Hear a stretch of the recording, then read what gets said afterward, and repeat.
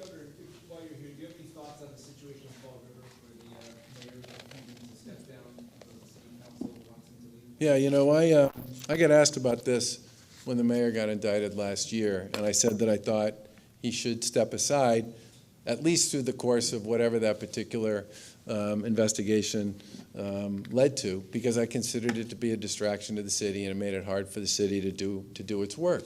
And that will continue to be my position. I think it's very difficult for entities that partner with Fall River, for businesses that want to do business in Fall River, for somebody who wants to expand an operation in Fall River, to do so when you have something like this sort of clouding the future. And my position would remain the same. I think he should step aside until all of this stuff is dealt with. Jumping off of that, there's a proposal for a moratorium on marijuana dispensaries in the city. Hey, this is about your delay. Let's keep it down.